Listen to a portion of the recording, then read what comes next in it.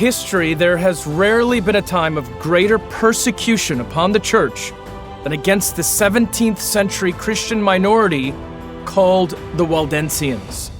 These were peaceable Protestants that learned there was a time to fight. Like the warrior Joshua of old, Captain Joshua Gianavel was a man of heroic bravery, unyielding resolve, endless energy, and risky creativity. As a general par excellence, Gianavel was fast to make decisions and quick to carry them out. He knew well Jesus' words to live as peacemakers, but also understood a Christian's calling to defend himself, his family, and his nation. By this, Gianavel models for believers when they must fight and when they must seek peace.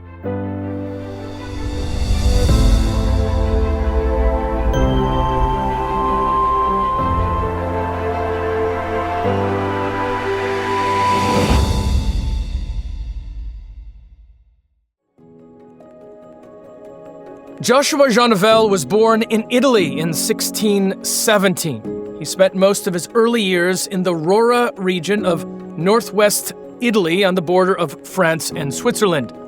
To understand his life, it is important to know some of the history of the Waldensians, the religious group Gianavel followed. The Waldensians derive their name from Peter Waldus, or Waldo, of France, who died in the early 1200s. Waldo was a wealthy, well-known merchant that gave away much of his wealth after his conversion and used the rest of his money to produce a translation of the Latin Vulgate into French. But he is most remembered today for promoting a pre-Protestant reform movement in which a committed group of itinerant preachers spread out to give the gospel in the common language. His followers emphasized three things: obeying God rather than men, the authority of Scripture over all things, and the responsibility of all Christians to tell others of Christ. The Waldensians went by different names, such as the Sandalati because of the rough sandals they wore, or Sabbatati for their refusal to celebrate certain Catholic festivals or Sabbaths. They were also known as the poor in Christ because of their emphasis on poverty and affection for Matthew 5:3. Blessed are the poor in spirit. They were persecuted heavily in France, Austria, and Germany before settling in Italy. This was the home of Rome, the great enemy of Protestantism and the citadel of Catholicism. The papacy, with all of its uninhibited power, made it their goal to stamp out Protestantism through the tool of the Inquisition. Now, the Inquisition comes from a word meaning examine, and it refers to the era from the 12th through the 15th century in which Catholics examined apostates and forcibly suppressed what they believed to be Protestant heresies. John Fox devotes an entire chapter to these unimaginable persecutions that began among the Waldensians in France and Italy. A survey of this oppression is in order before arriving at the man Gianavel himself. The persecution under the papacy began with Pope Adrian IV in France. Many lost their lives, such as Arnold of Brescia, a gifted preacher who was hanged and then burned to ashes after he exposed the errors of Rome. Then came Faninus, a Protestant layman who renounced his faith in order to obtain release, but then, due to a guilty conscience, revoked his recantation and was strangled. A soldier named Dominicus was hanged in the marketplace. He was asked, "Will you renounce your doctrines?" He replied, "I maintain no doctrines of my own. What I preach are the doctrines of Christ, and for those I will forfeit my blood." Moving into the 14th century, the Catholics continued to persecute the Waldensians, though they lived honest, quiet, and industrious lives. Their only crime was refusing to become Catholic, which meant they would not make their boys priests or make their daughters nuns. They would not go to Mass, would not take pilgrimages, and would not bow to images. The papacy bribed them to leave their faith and deny their God. And when they refused, the Waldensians endured the cruelest of deaths. One saint was so abused his stomach burst and his bowels came out. Some were stripped stark naked and whipped to death with rods. Others were hacked to death with knives, thrown from the top of large towers, covered in pitch and burned alive. Men, women, and children had their throats slit like sheep and discarded, unburied like mongrel dogs. In time, the Waldensians migrated from France to the valleys of Piedmont in Italy. They remained harmless, inoffensive, loyal, pious, and friendly, but they would not offer prayers to the dead or espouse the doctrine of purgatory. They said they would never renounce their faith and declared that their souls were more precious than their bodies. For this, they would pay with their blood. One Reformed believer had his bowels torn out and put in a bowl before his eyes. Others were flayed alive. They escaped deeper into the caves of the Alps, their persecutors following. Anthony Ricchetti, a citizen of Venice, refused the pleas of his son to recant, saying, "A good Christian is bound to relinquish not only goods and children, but life itself for the glory of his Redeemer. Therefore, I am resolved to sacrifice everything in this transitory world for the sake of salvation in a world that will last to eternity." The torture continued, often in slow degrees. Hundreds upon hundreds were murdered as the Prince of Darkness unleashed his bloody campaign. Waldensians were drowned, had their hands severed and their tongues bored through or removed. Old men had hooks fastened to their bellies, then were suspended in the air. Young men were beheaded and thrown off cliffs. Old women were ripped open or hung from their feet off bridges.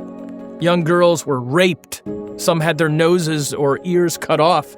Others had their eyes removed. Some were tied to mules and dragged to their deaths.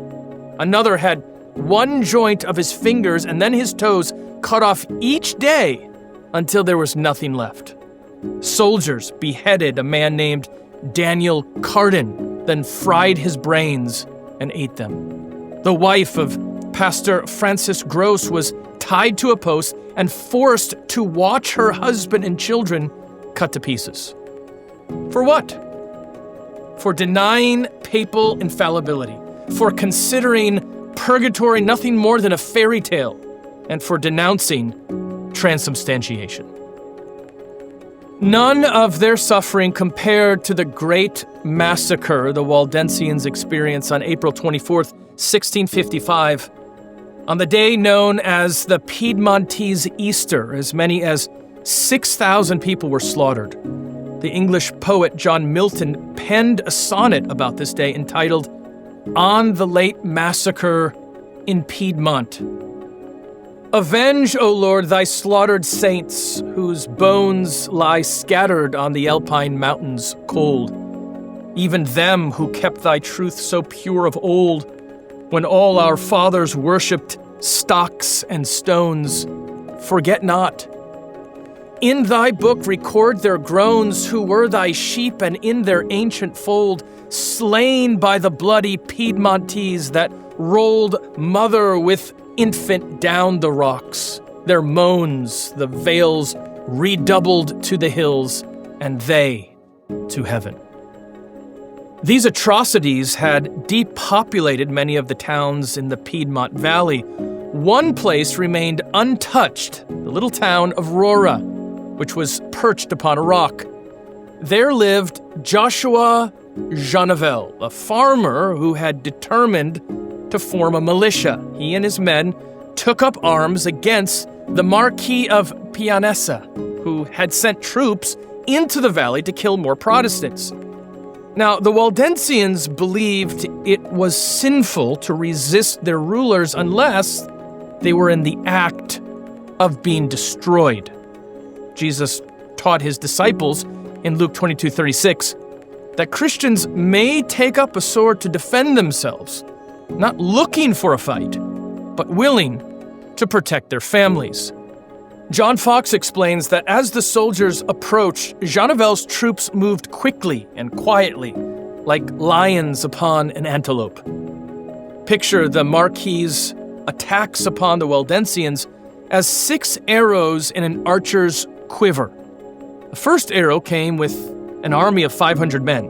Gianavel was wise. For weeks, he saw storm clouds building. As they approached, Gianavel ran up a hill, and under the cover of cliffs, he recruited 6 peasants to help. They laid in ambush for the unsuspecting troops and then fired. 7 fell dead. They changed positions and then fired again with deadly accuracy. The Marquis' men were in shock, thinking an army of hundreds was attacking. They ran in retreat. Gianavel quickly wrote the Marquis, complaining of the unprovoked attack. The Marquis lied, saying the troops were not his own, but rather unknown bandits. He wrote, "I pledge my word and honor that no evil shall happen to you."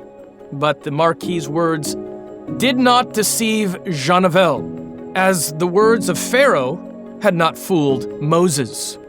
The next day, the Marquis pulled a second arrow from his quiver, this time sending 600 soldiers against Gianavel's 18 men with only 12 guns. Gianavel divided his men into 3 groups and posted them along the steep-sided narrow passages where the enemy would pass single file. They showered the Marquis' men with bullets until they cried, "All is lost! Save yourselves!" Out came the third arrow. The next day, over 800 men set fire to the homes of the Waldensians, stole their cattle, and ran away with their goods. Gianavel kneeled with his men and asked God to give another victory. They attacked the enemy with bullets and stones until they fled. God had given them the victory again. The Marquis was enraged, but refused to yield. He spared no expense in the 4th attack, bringing every soldier he could spare. 8,000 men marched against Rora, but a certain captain named Mario, whom Fox called a bigoted Roman Catholic, was so sure of the victory that he disobeyed orders and rushed ahead. Mario was killed, his army was routed, and the Marquis was disgraced again. With not a farmer or herdsman killed or captured among the hundreds of the enemy dead, the Marquis seethed with anger. The 5th attack was the worst yet. 1,000 troops ran upon Gianavel's small army. The Waldensians were overwhelmed as they tried to defend their position. Many were killed, tortured, or carried away into captivity by the enemy. Among those captured were Gianavel's wife and 3 daughters. While Gianavel and his band of heroes hid in the mountains, Piedmontese wrote him a letter. If the captain would but embrace the Roman Catholic religion, all would be forgiven, his family would be released, and he would receive an honored position in the army. But if he refused, his family would die, and a large reward would fall on his head such that even his friends would betray him. Gianavel wrote back, "My Lord Marquis, there is no torment so great or death so cruel that would make me disavow my faith, so that promises lose their effects and menaces only strengthen me in my faith. With respect to my wife and children, my Lord, nothing can be more afflicting to me than the thought of their confinement or more dreadful to my imagination than their suffering a violent and cruel death. I keenly feel all the tender sensations of husband and parent. My heart is replete with every sentiment of humanity. I would suffer any torment to rescue them from danger. I would die to preserve them. But having said thus much, my Lord, I assure you that the purchase of their lives must not be the price of my salvation. You have them in your power, it is true.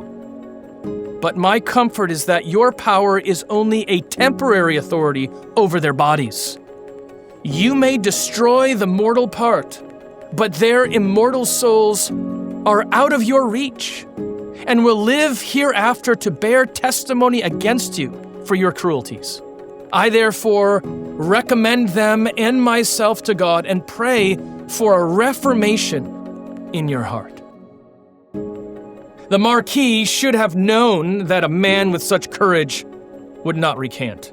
The next morning, Angela, Gianavel, and her 3 daughters were burned alive in Turin, Italy.